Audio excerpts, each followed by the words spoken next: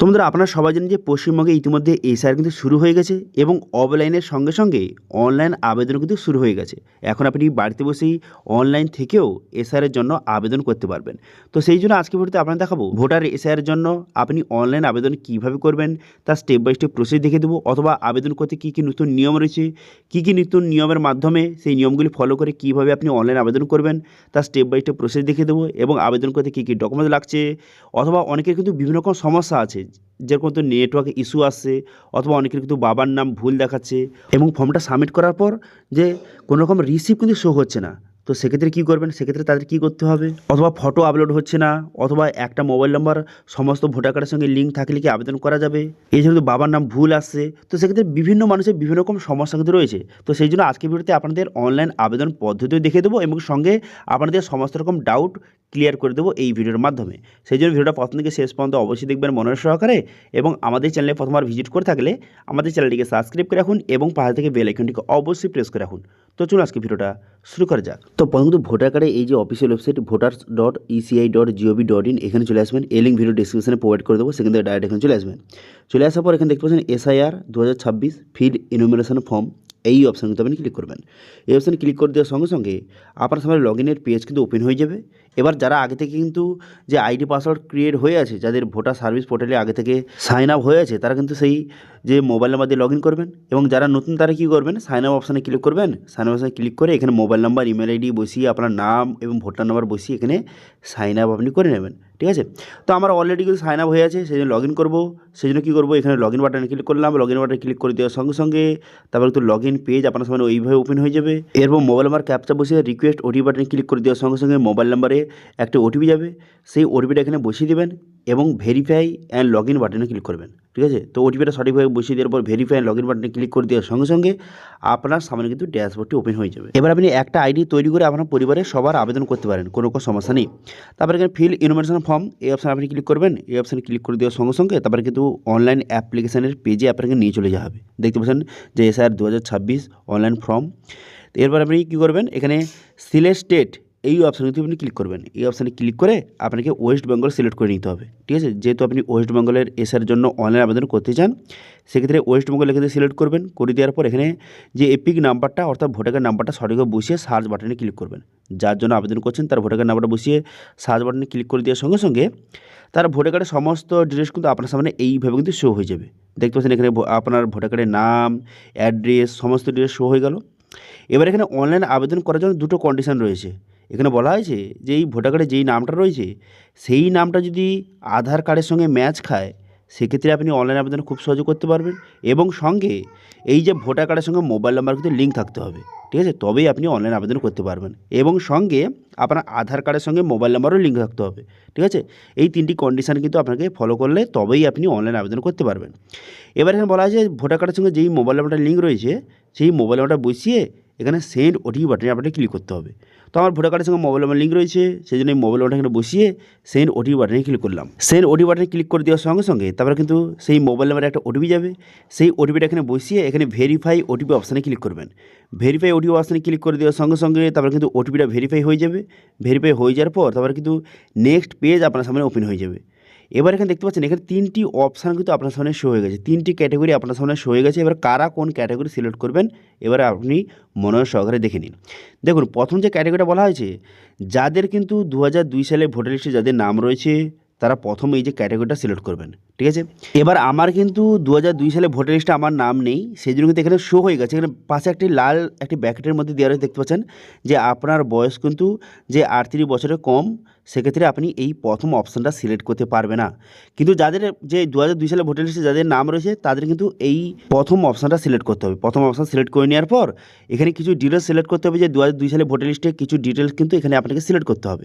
তো আমার ক্ষেত্রে এই প্রথম অপশানটা সিলেক্ট হচ্ছে না, এর কারণ হচ্ছে আমার 2002 সালে ভোটার লিস্টে আমার নামটা নেই, তো সেই জন্য প্রথম অপশানটা সিলেক্ট হচ্ছে না। কিন্তু যাদের 2002 সালে ভোটার লিস্টে যাদের নাম রয়েছে তারা কিন্তু প্রথম অপশানটা সিলেক্ট করবেন। ঠিক আছে, এবার সেকেন্ড অপশানটা কারা সিলেক্ট করবেন, এখানে বলা হয়েছে যে 2002 সালে আপনার নাম নেই, সেক্ষেত্রে আপনার বাবার নাম অথবা মায়ের নাম অথবা দাদু দিদার নাম যদি থেকে থাকে, সেক্ষেত্রে সেকেন্ড অপশান তারা সিলেক্ট করবেন। ঠিক আছে। এবার তার পরের অপশানটা কারা সিলেক্ট করবেন, 3 নম্বর অপশানটা কারা সিলেক্ট করবেন, যেখানে বলা হয়েছে যাদের কিন্তু কোনো রকমের নিজের নামও নেই এবং দাদু দিদা বাবা মা কারোর নাম নেই, সেক্ষেত্রে তারা 3 নম্বর অপশান সিলেক্ট করবেন। এবার আমার ক্ষেত্রে কিন্তু আমার বাবার নাম কিন্তু 2002 সালে ভোটার লিস্টে রয়েছে, সেই জন্য আমি দ্বিতীয় অপশানটা সিলেক্ট করে নেব। ঠিক আছে, দ্বিতীয় অপশানটা সিলেক্ট করে নেওয়ার পর তারপর কিন্তু এখানে অনেক অপশান কিন্তু আপনার সামনে ওপেন হয়ে যাবে। এখানে বলা হয়েছে যে আপনি দ্বিতীয় অপশানটা সিলেক্ট করেছেন, তো সেক্ষেত্রে আপনাকে এখানে কিছু ডিটেলস সিলেক্ট করতে হবে।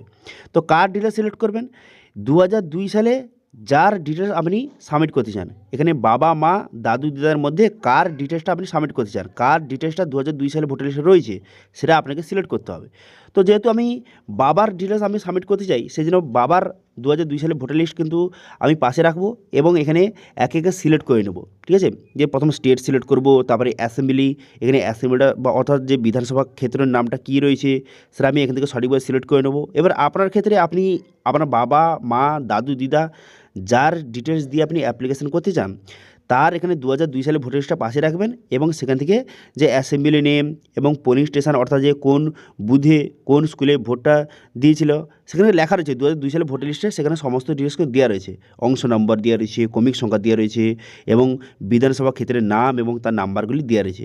সেখান থেকে একে একে সিলেক্ট কিন্তু করে নেবেন। ঠিক আছে, তো বিধানসভা ক্ষেত্রের নাম্বার, তারপরে পোলিং স্টেশন অর্থাৎ যে অংশ নম্বর এবং এখানে পার্ট সিরিয়াল নম্বর সেগুলো সিলেক্ট করে নেওয়ার পর তারপরে আপনি কার ডিটেলসটা এখানে সাবমিট করলেন তার সঙ্গে আপনার সম্পর্ক কী। তো আমি যেহেতু আপনার বাবার ডিটেলস আমি সাবমিট করছি সেই জন্য ফাদার সিলেক্ট করে নেবো। এবার আপনার ক্ষেত্রে যেটা হয় সেটা আপনি এখান থেকে সিলেক্ট করে নেওয়ার পর সার্চ বাটনে ক্লিক করবেন। সার্চ বাটনে ক্লিক করে দেওয়ার সঙ্গে সঙ্গে ফাইন হবে। ঠিক আছে, আপনি যে ডিটেলসগুলি ফিল আপ করেছেন এখানে ফাইন হয়ে যাবে। দেখতে পাচ্ছেন আমার বাবার এখানে নাম নিচে চলে এলো। ঠিক আছে, ফাইন হয়ে গেল। এবার বলা আছে উপরে যে নামটা শো হয়েছে সেই ডিটেলস কি আপনি সার্চ করেছেন বা এটাই কি আপনার রিলেটিভ, যদি হয়ে থাকে এখানে একটু ঠিক চিহ্ন মারতে হবে। তো আমি উপরে যে নামটা শো হয়ে গেছে, হ্যাঁ এটা আমার বাবার ডিটেলস, সেই জন্য কিন্তু আমি এখানে ঠিক চিহ্ন মারবো। ঠিক আছে, এখানে নিচে একটা অপশান দেওয়া রয়েছে মাই রিলেটিভ বলে একটা অপশান দেওয়া রয়েছে, এখানে ঠিক চিহ্ন মারতে হবে। এবার অনেকে বলবে যে এখানে নামটা তো ভুল এসেছে। দেখুন এখানে কিন্তু নাম ভুল আসলেও কোনো রকম সমস্যা হবে না। ঠিক আছে, নাম ভুল থাকলেও কোনো রকম চিন্তা করার দরকার নেই। আপনি যদি শুধু এইটাই আপনাকে ডিসাইড করতে হবে যে এই যে উপরের ডিটেলসটা শো হয়েছে এটা কি আপনার রিলেটিভ। ঠিক আছে, তো আমি এখানে বাবার ডিটেলস সার্চ করেছি সেই জন্য হ্যাঁ এটাই আমার বাবার ডিটেলস, সেই জন্য আমি এখানে ঠিক চিহ্ন মারবো। ঠিক চিহ্ন মেরে দেওয়ার পর কন্টিনিউ বাটনে ক্লিক করবো। ঠিক আছে, তো আপনি কন্টিনিউ বাটনে ক্লিক করে দেওয়ার সঙ্গে সঙ্গে তারপরে কিন্তু নেক্সট পেজ আপনার সামনে এইরকম কিন্তু ওপেন হয়ে যাবে। এরকম ওপেন হয়ে যাওয়ার পর তারপর আপনি কী করবেন, এখানে পার্সোনাল ডিটেলস আপনাকে বসাতে হবে। এখানে কিন্তু আপনার ডিটেলস বসাতে হবে। ঠিক আছে, এখানে মোবাইল নাম্বার দেওয়া রয়েছে। তারপর আপনি কী করবেন, আপনার ডেট অফ বার্থ, আপনার ডেট অফ বার্থটা বসিয়ে দেবেন। যদি ভোটার কার্ড না থাকে সেক্ষেত্রে আধার কার্ডে যে ডেট অফ বার্থ সেটা বসিয়ে নেবেন। বসিয়ে নেওয়ার পর আধার নাম্বার বসিয়ে নেবেন। আধার নাম্বার বসিয়ে দেওয়ার পর তারপর কী করবেন, এখানে ফাদার্স বা লিগাল গার্ডিয়ান নেম, এখানে আপনার বাবার নামটা সঠিকভাবে বসিয়ে দেবেন। বাবার নামটা বসিয়ে দেওয়ার পর তারপরে বাবার এপিক নাম্বারটা সঠিকভাবে বসিয়ে দেবেন। ঠিক আছে, এখানে বাবার নামটা কী বসাবেন, দেখুন 2002 সালে নামটা ভুল রয়েছে কিন্তু সেই ভুল নামটা এখানে কিন্তু বসাবেন না।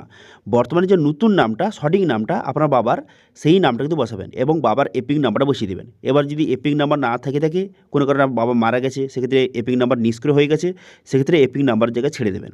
সেম একইভাবে আপনার মায়ের নাম এবং মায়ের এপিক নাম্বার আপনি সঠিকভাবে বসিয়ে দেবেন, যেটা লেটেস্ট নতুন এপিক নাম্বার এবং নতুন নামটা। এবার যেখানে বাবার এপিক নাম্বারটা বসাবেন সেটা কিন্তু 2002 সালের এপিক নাম্বার অর্থাৎ ভোটার কার্ড নাম্বারটা বসাবেন না, নতুন যে এপিক নাম্বারটা বর্তমানে যে নতুন এপিক নাম্বার। অর্থাৎ কী হয় যে আগে যে 2002 সালে ভোটার নাম্বারটা সেটা চেঞ্জ হয়ে গেছে অনেকের, তো সেই জন্য নতুন যে এপিক নাম্বারটা সেটা আপনি বসাবেন। ঠিক আছে, তারপরে আপনার মায়ের নাম এবং মায়ের যে নতুন এপিক নাম্বার সেটা আপনি সঠিকভাবে বসিয়ে দেবেন। এবার যারা বিবাহিত তারা কিন্তু স্পাউস নামের জায়গায়, যারা বিবাহিত মহিলা তারা তার স্বামীর নাম বসাবেন, যারা বিবাহিত পুরুষ তার স্ত্রীর নাম বসাবেন এবং তার স্ত্রীর এপিক নাম্বার বসিয়ে দেবেন। তারপরে এখানে প্লেসটা বসাবেন। তারপরে কিন্তু এখানে ফটো আপনাকে আপলোড করতে হবে দুয়ের মধ্যে, হয় যে পিএনজি অথবা জেপিজি ফরম্যাটে। তারপর দেখতে পাচ্ছেন এখানে যে প্রথম যে এই ঘরটা যাদের কিন্তু 2002 সালে ভোটার লিস্টে যাদের নাম রয়েছে তারা কিন্তু এখানে তাদের ডিটেলস শো হয়ে যাবে। এবার আমি যেহেতু আমার 2002 সালে ভোটার লিস্টে আমার নাম নেই কিন্তু বাবার ডিটেলস আমি সাবমিট করেছি, সেই জন্য কিন্তু দেখতে পাচ্ছেন ডান দিকের এই ঘরটা কিন্তু আমার বাবার ডিটেলস শো হয়ে গেছে। বাবার নাম, বাবার এপিক নম্বর এবং বাবার এখানে সমস্ত ডিটেলস কিন্তু শো হয়ে গেছে। ঠিক আছে, তো আপনাদের কিন্তু এইভাবে শো হয়ে যাবে, ভালো করে দেখে নেবেন। এবার যদি কোনো এডিট করার প্রয়োজন হয় এডিট অপশানে ক্লিক করে আপনি এডিটও এখানে করতে পারেন। এবার এডিট অপশানে ক্লিক করে দেওয়ার সঙ্গে সঙ্গে এখানে কিন্তু আর ডিটেলসগুলি শো হয়ে যাবে। এবার এডিট করার প্রয়োজন হলে এখান থেকে এডিট করতে পারেন। তারপরে আপনি কী করবেন, তারপরে সাবমিট করার আগে অবশ্যই প্রিভিউ অপশানে ক্লিক করে পুরো প্রিভিউটা কিন্তু ভালো করে দেখে নেবেন যে আপনি এতক্ষণ যে ডিটেলসগুলি ফিল আপ করলেন ভালো করে দেখে নেবেন।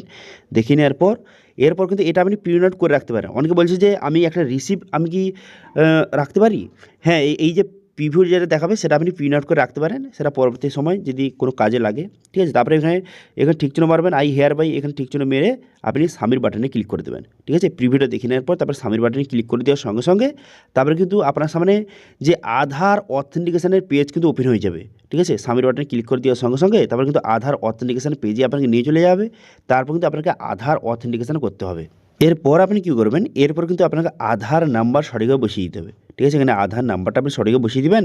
আধার নাম্বারটা বসিয়ে দেওয়ার পর তারপরে আধার ওটিপি এখান থেকে সিলেক্ট করবেন, ঠিক আছে। আধার ওটিপি সিলেক্ট করে আধার নাম্বারটা বসিয়ে গেট ওটিপি বাটনে ক্লিক করলে আপনার আধার কার্ডের সঙ্গে যেই মোবাইল নাম্বার লিঙ্ক রয়েছে সেই মোবাইলে কিন্তু একটা ওটিপি যাবে। সেই ওটিপিটা এখানে সঠিকভাবে বসিয়ে তারপরে আই হেয়ার বাই এই টার্মস কন্ডিশন ঠিক চিহ্ন মেরে আপনি সাবমিট বাটনে ক্লিক করে দেবেন।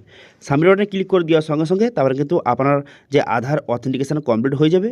হয়ে যাওয়ার সঙ্গে সঙ্গেই আপনার কিন্তু অ্যাপ্লিকেশনটা সাকসেসফুলিভাবে সাবমিট কিন্তু হয়ে যাবে এবং এইরকম একটি অপশান শো হবে যে your enumeration form submit successfully, এরকম কিন্তু শো হয়ে যাবে, ঠিক আছে। তাহলে বুঝতে পারবেন আপনার ফর্মটা কিন্তু সাকসেসফুলিভাবে সাবমিট কিন্তু হয়ে গেছে। এবার অনেকে বলছে যে আমি অ্যাপ্লিকেশন করার পর কোনো রকম রিসিপ্ট কিন্তু পাইনি, সেক্ষেত্রে কী করবো? দেখুন, কোনো রকম রিসিপ্ট কিন্তু কোনো রকম প্রয়োজন নেই। অনলাইনে কিন্তু আপনি অ্যাপ্লিকেশন করে দিয়েছেন, ব্যাস আপনার হয়ে গেল, আপনার ডিটেলস কিন্তু বিএলওর কাছে চলে গেল, ঠিক আছে। তবে আপনি কী করতে পারেন, এই যে প্রিভিউ যখন দেখাবে সেই প্রিভিউটা কিন্তু আপনি প্রিন্ট আউট করে রাখতে পারেন, সেটা আপনার রিসিভ হিসেবে কাজ করতে পারে। তো সেই জন্য আপনি যে সাবমিট করার আগে প্রিভিউটা যে শো হবে সেটা আপনি প্রিন্ট আউট করে কাছে রেখে দেবেন, ঠিক আছে। এবং অনেকে প্রশ্ন যে ফটো আপলোড হচ্ছে না অথবা সার্ভার ইরর দেখাচ্ছে অনেক সময়। তো দেখুন, বর্তমানে অনলাইন প্রক্রিয়াটা অনেকে অ্যাপ্লিকেশন করছে, তো সেই জন্য মাঝে মাঝে সার্ভার ইরর দেখাতে পারে। তো সেই জন্য আপনি এক দুবার ট্রাই করবেন, হয়ে যাবে, ঠিক আছে। এবার অনেকে বলছে যে আমার একটা মোবাইল নাম্বার পরিবারের সমস্ত জনের সঙ্গে যুক্ত রয়েছে ভোটার কার্ডের সঙ্গে, তো সেক্ষেত্রে কোনো রকম সমস্যা নেই, একটা মোবাইল নাম্বার সবার সঙ্গে যোগ থাকলেও হবে, কোনো রকম চিন্তা করার দরকার নেই, সেক্ষেত্রেও আবেদন করতে পারবেন। এবার অনেকে বলছে আমি অনলাইন অফলাইন দুটো আবেদন করে দিয়েছি। দেখুন, দুটো কিন্তু আবেদন করবেন না, হয় আপনি অনলাইন অথবা আপনি অফলাইন, যে কোনো একটি আপনি আবেদন করবেন। হয় আপনি যদি অনলাইনে আবেদন করেন সেক্ষেত্রে অফলাইনে আপনি আবেদন করবেন না, এছাড়া যদি আপনি অফলাইনে আবেদন করেন সেক্ষেত্রে আপনি অনলাইন আবেদন করবেন না, ঠিক আছে। তো আজকে বুঝতে পারছেন বর্তমানে যে এসআরের জন্য অনলাইন আবেদন কীভাবে করবেন তার স্টেপ বাই স্টেপ প্রসেস দেখিয়ে দিলাম। এবার যদি এটা নিয়ে কোনো রকম যদি আপনার কোশ্চেন থেকে থাকে অবশ্যই কমেন্ট করুন, আমি অবশ্যই তার রিপ্লাই করব। এবং আজকে ভিডিও ভালো লাগে থাকলে ভিডিওকে লাইক করে দেবেন এবং ভিডিও কিন্তু বন্ধুর সঙ্গে শেয়ার করে দেবেন। এবং আমাদের চ্যানেলে প্রথমবার ভিজিট করে থাকলে আমাদের চ্যানেলটিকে সাবস্ক্রাইব করে রাখুন এবং পাশে থেকে বেল আইকনটিকে অবশ্যই প্রেস করে রাখুন। তো আজকে ভিডিওটা এই পর্যন্ত দেখা হচ্ছে নেক্সট ভিডিওতে। Thank you.